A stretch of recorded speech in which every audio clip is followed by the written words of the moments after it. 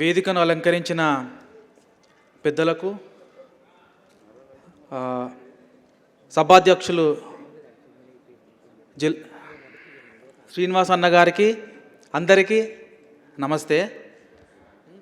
మా నాన్న ప్రజాకవి అలిశెట్టి ప్రభాకర్ గారి పెద్ద కొడుకునే సంగ్రామ్ని నేను. అయితే మా నాన్న ఎప్పుడు ప్రభుత్వాన్ని ప్రశ్నిస్తూ లేకపోతే సమాజంలో జరిగే అన్యాయాల గురించి ఆయన కవిత్వం ద్వారా తెలియజేస్తుండే. కానీ ఒకే ఒక మనిషి గురించి గొప్పగా పొగుడుతూ రాసిన మనిషి ఎవరన్నా అంటే గద్దరన్ననే. సో ఆయనకి మా నాన్న రాసిన కవితలు గద్దరంకుల గురించి రాసిన కవితలు 2-3 చదువుతా. ట్రిగ్గర్. తిన్నగా తుపాకీ గొట్టం మీదుగా నడిచొస్తే కనిపిస్తుంది ఒక ట్రిగ్గర్. సరాసరి శత్రువు గుండెలపైకి గురిపెట్టబడిన బాట మీదుగా పయనిస్తే హాహాహా కనిపిస్తాడు ఒక గద్దర్.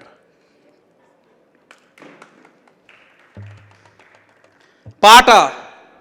రాడికల్స్ని గద్దలా తన్నుకుపోయే ప్రభుత్వం రారమ్మని గద్దర్ని ఆహ్వానిస్తోంది. ఎందుకో అతని పాట ఇప్పుడు ముద్దొస్తుందా అని ఒక 70లో 80లో ప్రాంతంలో రాసిన కవిత ఇది. ఇంకొకటి మరణ నా చివరి చరణం కాదు అనే కవిత మా నాన్న చనిపోయే ముందర ఆయన రాసుకున్న కవిత. కానీ ఆ కవిత ఎవరికైనా డెడికేట్ చేస్తాడు అనుకుంటే అది గద్దరంకులకి ఖచ్చితంగా అని నేను మనస్ఫూర్తిగా అనుకుంటున్నా. సో గద్దరంకుల కోసం డెడికేట్ చేస్తూ మా నాన్నకు డెడికేట్ చేసిన అనుకొని ఆ యొక్క కవిత మరణం నా చివరి చరణం కాదు చెప్తా.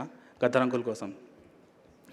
మరణం నా చివరి చరణం కాదు, మరణం నా చివరి చరణం కాదు, మౌనం నా చితాభస్మం కాదు, మనోహర ఆకాశంలో విలిపించే చంద్రబింబం నా అశ్రుకరం కాదు, నిర్విరామంగా నిత్య నూతనంగా కాలమంచున చిగిరించే నెత్తుటి ఊహం నేను, కలల ఊపిరితలం మీద కదలాడే కాంతి పుంజం నేను, కన్నీళ్ళకి కర్తవ్యాన్ని నిర్దేశించే దిక్సూచిని నేను, అగ్నిపద్యం నేను, దగ్ధ గీతం నేను, అక్షరక్షిపం నేను, ఆయుధాలుగా రూపాంతరం చెందే ఆకలి నేపథ్యం నేను, అడవి నేను, కడలి నేను, ఉప్పొంగే మానవ సమూహాల సంఘర్షణ నేను, అజ్ఞాతంగా అంతర్లీనంగా మట్టి పొరల్లోంచి పరివ్యాప్తమవుతున్న పోరాట పరిమళం నేను, శుష్కించిన పల్లె నుంచి శిథిలమైన బతుకు నుంచి శూలమైన చూపు నుంచి పరాధీనమవుతున్న స్వేదంలోంచి ఆవిర్భవించిన మంటల జెండాల జాతర నేను, మందు పాతర నేను, లోపభూయిష్టమైన వ్యవస్థలో లోహంగా మారిన పిడికిలు నేను,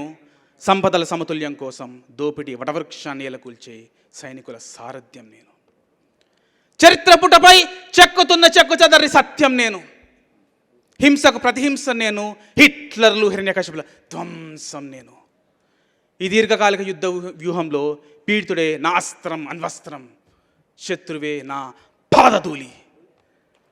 స్వర్గంలో ఉన్న ముందే మా నాన్న 93లో వెళ్ళిపోయాడు అలిశెట్టిపురం ఎంతోమంది ఉద్యమకారులతో పోటీ. అయితే ఇప్పుడు ఒక అన్యాయాలు గద్దరన్న నువ్వు వచ్చినావా ఇక నీతో పాటు ఉద్యమం చేద్దాం ఇక్కడ స్వర్గం నరకంలో అని అనుకుంటున్నా. సో ఇంతే. జై తెలంగాణ, జై తెలంగాణ, జై గద్దరన్న, జై భీమ్, జై Telangana. Thank you so much. Thank you తమ్ముడు. ఇప్పుడు